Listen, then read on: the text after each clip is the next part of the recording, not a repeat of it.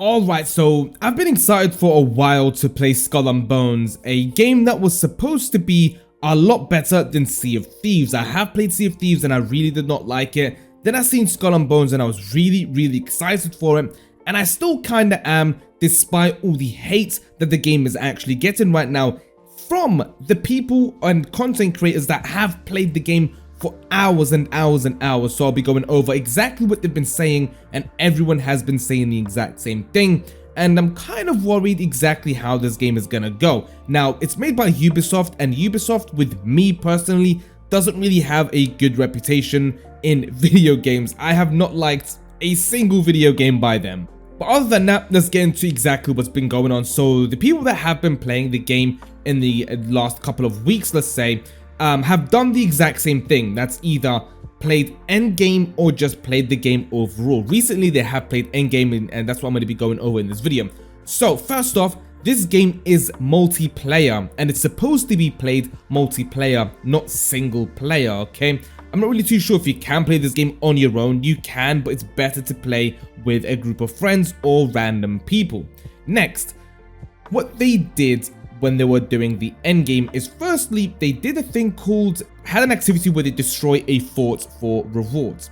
Now, destroying this fort, just like in Assassin's Creed, apparently a lot of them took to compare it to Black Flag. The fort just was very boring. You basically just circle the fort and fire things at them until you destroy it. Now, apparently it took like 15 to 20 minutes to destroy a random fort. This wasn't even a main fort, it was just a random one they did just waiting for the end game activity to start because it's on a timer. Overall, the forts apparently were very boring. You kind of just circle them, destroy it while NPC ships come to destroy you, and that's it. So that's one activity they did that just doesn't sound fun at all. Next up, let's talk about Endgame and what they did during the Endgame playtest. So, in the Endgame, you get a reward called the Pieces of 8. Now, these rewards, or coins, shall we say, or currency, is used to buy upgrades and items and cosmetics, Endgame stuff at the end game. So you can buy ships, you can buy skins, you can buy cannons, guns, whatever it is. This is what you use the Pieces of 8. And you get this by completing endgame content. Now, one of the endgame content they did was called Hostile Takeover. Now, basically, it's a big circle, and inside the circle, when the timer starts, you all fight each other, okay? Now, NPCs and PvP is all mixed in together here. You can kill each other, and you can kill NPCs. Now, you're basically fighting for the highest score. The highest score is done by destroying and killing the most amount of people. At the end, you get rewarded for being on the leaderboard, basically. This is one of the endgame contents you can do, or they did. Next up, another one is called the Legendary Heist. Now, this one is kind of like your average endgame content in many games. Basically, all you do here, there's going to be a high-tier ship in the sea.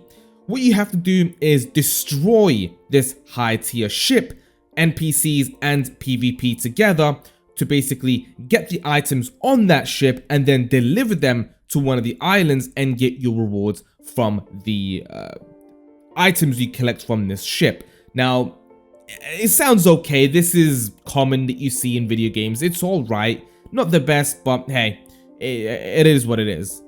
Next up is a boss battle. Now, this is one of the boss battles in Season 1. This is like a mythical sea monster boss battle that we have seen in like these types of movies and video games in the past. Now, this sea monster, I've heard, is underwater more than he is above water.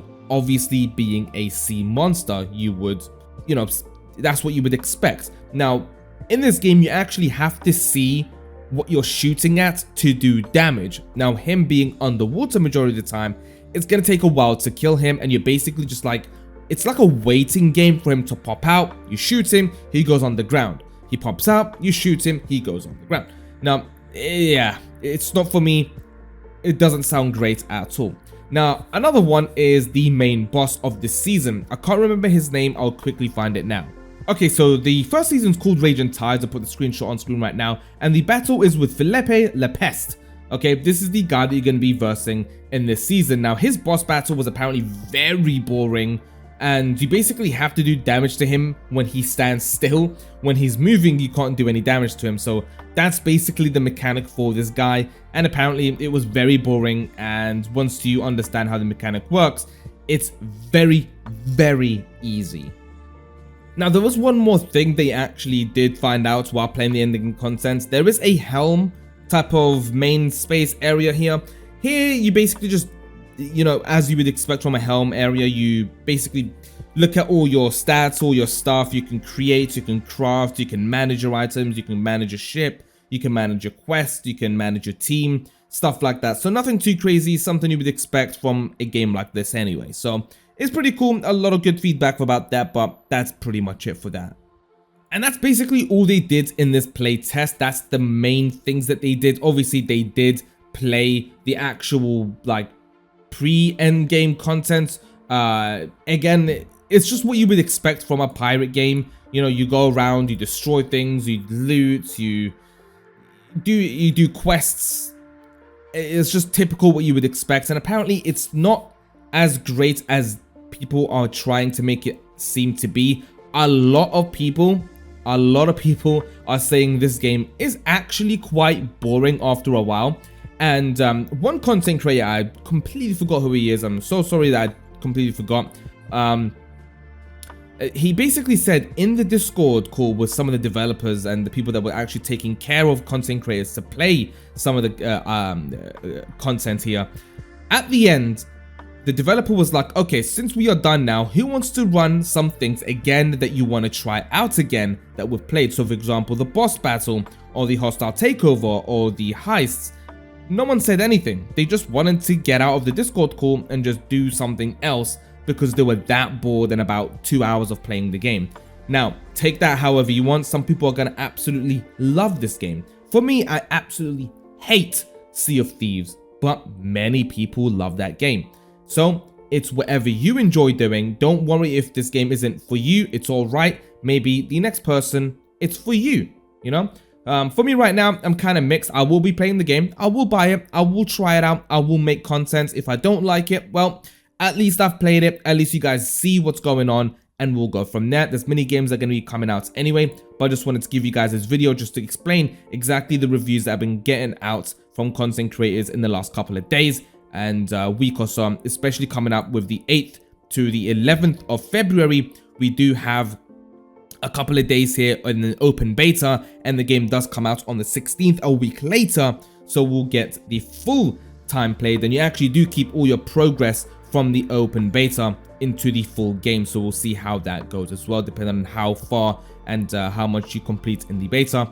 And yeah, that's pretty much it for this video. Thank you guys so much for watching, and I'll see you all very, very soon on Skull and Bones.